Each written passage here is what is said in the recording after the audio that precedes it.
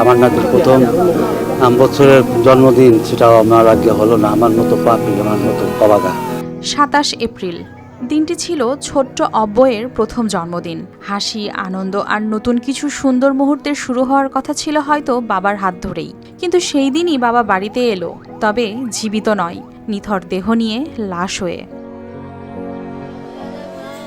একমাত্র সন্তানের জন্মদিনে গোপালগঞ্জের টুঙ্গিপাড়ায় কাস্টমস কর্মকর্তা বুলেট বৈরাগী লাশবাহী গাড়িতে ফিরলে চারপাশে শুধু আহাজারি, মায়ের বুক ফাটা কান্না, স্বজনদের শোক আর নিঃশব্দে দাঁড়িয়ে থাকা গ্রামবাসীর চোখের জল। পুরো এলাকা যেন মুহূর্তেই হয়ে যায় শোকস্তব্ধ। জানা যায়, গেল 24 এপ্রিল শেষবারের মতো পরিবারের সঙ্গে কথা বলেন বুলেট। এরপর হঠাৎ বন্ধ হয়ে যায় তার মোবাইল ফোন।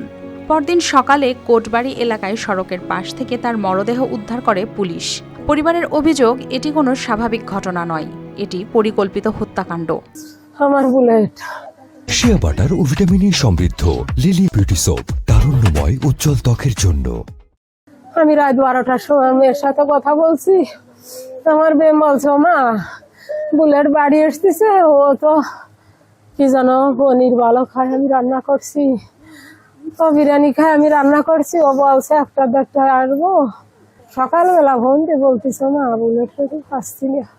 ওই যে আমি জানলাম, এখন বলতে পারে আমার আগে বছরের নাতি আর 4 বছর বিবাহিত, তার জীবন কাটছে, কিভাবে তার এই জীবনটা যাবে, পারবে না। এই মৃত্যু শুধু একটি পরিবারকে শোকের সাগরে ভাসায়নি, নাড়া দিয়েছে পুরো এলাকাকে। শেষবারের মতো প্রিয় মানুষটিকে দেখতে ভিড় করেন গ্রামবাসী, বন্ধু ও সহপাঠীরা। তাদের একটাই দাবি, দ্রুত জড়িতদের শনাক্ত করে দৃষ্টান্তমূলক শাস্তি নিশ্চিত করতে হবে। কাস্টমের চাকরিরত অবস্থায় সে ছিল, তাকে এলাকার মানুষ যথেষ্ট পছন্দ করত এবং তার আমাদের বিদ্যালয়ের প্রাক্তন ছাত্র।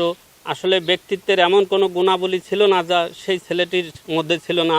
সে একটি সোনার ছেলে, সে শুধু এলাকার সম্পদ নয়, সে আমাদের দেশের সম্পদ। যথাযোগ্য শাস্তি, একজনের মৃত্যুর শাস্তি আর কি দেবেন আপনি?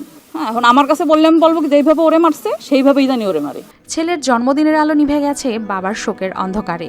এখন শুধু তার পরিবারের নয়, পুরো এলাকাবাসী অপেক্ষা করছে এই হত্যাকাণ্ডের ন্যায় বিচারের। News desk, RTV।